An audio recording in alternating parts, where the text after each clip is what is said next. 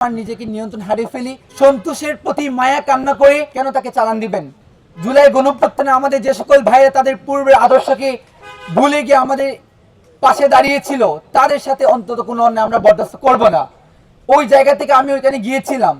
যখন আমি জানতে পারলাম যথেষ্ট পরিমাণ ডকুমেন্টস প্রমাণাদি পেশ করার পরও আমার সহযোদ্ধা নয়নকে গ্রেফতার করে চালান দেওয়ার টালভানা করা হচ্ছে, ওই জায়গা থেকে আমি বারবার ওনাদেরকে রিকোয়েস্ট করেছি, আলাপ করেছি যে আমার একজন সহযোদ্ধাকে আপনারা কেন অন্যভাবে গ্রেফতার করে রাখবেন, কেন তাকে চালান দিবেন।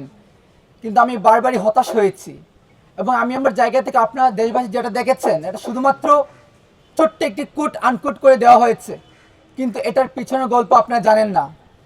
আমার হবিগঞ্জের ব্যাপারে যদি আমি বলি, বানিয়াচংয়ে যখন সারা বাংলাদেশ 5ই আগস্ট সারা বাংলাদেশ তখন বিজয় মিছিল উন্মত্ত, কিন্তু ঠিক একই সময়ে আমার হবিগঞ্জের বানিয়াচংয়ের উপজেলায় একদিনে এক নাগাড়ে 9 জনকে গণহত্যা করা হয়েছিল।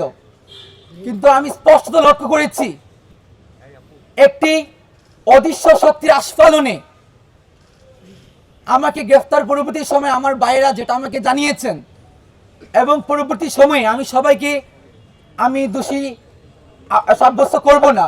মিডিয়ার অনেক ভাইয়েরা, অনেক কলামিস্ট ভাইয়েরা সারা দেশের সবাই বেশিরভাগ আমাদের পাশে দাঁড়িয়েছিলেন, বাট কতিপয় কিছু ভাইয়েরা আমাদের বিরুদ্ধে দাঁড়িয়েছিলেন। তারা আমি দেখেছি যে আমাদেরকে এই সন্তোষের বিষয়টাকে সামনে এনে সন্তোষের প্রতি মায়া কান্না করে আমাদের যে এত এত ভাইকে গণহত্যা করা হয়েছে, বানিয়াচংয়ে যে আমার 12 বছরের ছোট্ট শিশু হাসানকে গণহত্যা করা হচ্ছে ব্রাশ ফায়ারের মাধ্যমে, এটাকে বৈধতা দেওয়ার চেষ্টা করেছেন। আমরা এখান থেকে তার নিন্দা জানাচ্ছি। এবং দেখেন আমি বারবার যখন রিকোয়েস্ট করেছি তারা তাকে ছাড়তে একদম না করেছেন যে ছাড়া যাবে না। এবং তার পূর্ববর্তী সময় হবিগঞ্জে বাংলাদেশের সবচেয়ে বেশি মামলা বাণিজ্য হয়েছে এবং হবিগঞ্জের প্রতিটি থানাতে যেন মামলা বাণিজ্য আর রেভুলেশনের মামলা দিয়ে ফাইন্যান্সিয়াল ইনভলভমেন্ট দিয়ে টাকা পয়সা দিয়ে মানুষকে, নিরীহ মানুষকে গ্রেফতার করার জন্য একটা মহোৎসব শুরু হয়ে গিয়েছিল। তো দীর্ঘদিনের আমাদের আক্ষেপ, আমাদের খুব, ওই জায়গা থেকে আমি যখন ওইখানে কথা বলেছি বারবার আমরা রিকোয়েস্ট করেছি, কিন্তু উনি 4টি জন অস্বীকৃতি জানিয়েছেন। ওই জায়গা থেকে একজন আমার জুলাইয়ের সহযোদ্ধা ভাইকে বাঁচানোর জন্য এক পর্যায়ে আমি আমার নিজেকে নিয়ন্ত্রণ হারিয়ে ফেলি। এবং আমি একটা কথা বারবার বলেছি যে আমাকে যদি আপনি ফাঁসি দিয়ে ফেলেন আমি আই ডোন্ট কেয়ার, বাট আমার একজন সহযোদ্ধা ভাইকে আপনি এভাবে অন্যায় করবেন, এটা অন্তত আমি বরদাস্ত করতে পারি না।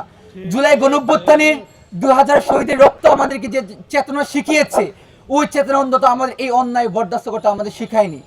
এবং আমি যে কথাটি বলতে চেয়েছিলাম যে আমাদের সারা দেশে যখন বিধ্বস্ত অবস্থা 5ই আগস্টে সারা দেশ তখন আমাদের জুলাই যে সকল সৈনিকদেরকে হত্যা করা হয়েছে, শহীদ করা হয়েছে, ওই জায়গা থেকে সারা দেশের মানুষ 17 বছরের নিপীড়ন নিষ্পেষণের প্রতিবাদে খুবই দীর্ঘদিনের খুবকে সঞ্চারিত করে তারা প্রতিটি থানাতে প্রতিটি জেলাতে তার স্ফুলিঙ্গ আমরা দেখেছি বিস্ফোরিত হয়েছিল। ওই জায়গা থেকে আমি একটা কথা বারবার বলেছি, একবার আমি বলি নাই যে আমি করেছি, আমরা মাধ্যমে এই কথার মাধ্যমে আমরা ধারা সমস্ত আন্দোলনকারী সত্তাকে বুঝিয়েছিলাম জুলাই আমাদের অস্তিত্ব। এখানে আমি মাহদি কিংবা আমাদের ব্যক্তিগত কোনো এখানে পারপাস ছিল না।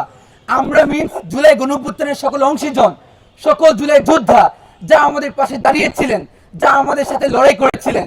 এবং আমি স্পষ্ট বলেছি, আমি বলতে চেয়েছিলাম যে যখন বিক্ষুব্ধ জনতা টানায় আত্মপ্রতিরোধ গড়ে তুলেছিলেন, অন্যদিকে সারা দেশে আমাদের কেন্দ্রীয় নির্দেশনা অনুযায়ী আমরা সারা দেশের বিভিন্ন থানা এবং হবিগঞ্জে আমরা অন্যান্য থানাগুলোকে আমরা পাহারা দিয়েছি, অক্ষত করেছি।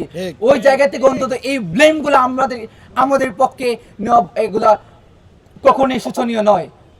পরবর্তী সময়ে বৈষম্যবিরোধী ছাত্র আন্দোলন সহ সারা দেশের সহযোদ্ধা ভাইরা আমার পাশে দাঁড়ানোর পর আপনারা দেখতে পেয়েছেন, বাকি ইতিহাস আপনারা জানেন।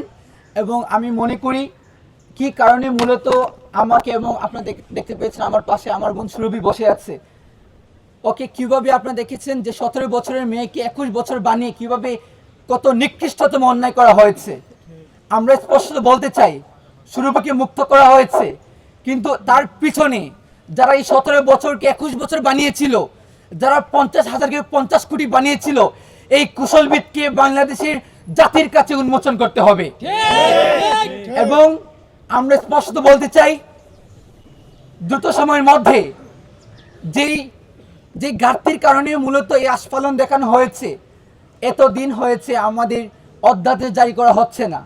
আমাদের বৈষম্য ছাত্র আন্দোলনের 3 দফার অন্যতম দাবি দ্রুত সময়ের মধ্যে জুলাই গণঅভ্যুত্থানের সেই জুলাই থেকে একদম 8 আগস্ট পর্যন্ত জুলাই অভ্যুত্থানের সকল কর্মকাণ্ডকে দ্রুত সময়ের মধ্যে দায়মুক্তি ঘোষণা করতে হবে। নয়তো এই গণঅভ্যুত্থানের মাধ্যমে যে গভর্নমেন্ট ফর্ম করা হয়েছে তাদেরকে তাদের শোচনীয় পরাজয় প্রস্তুতি নিতে হবে। এবং আমি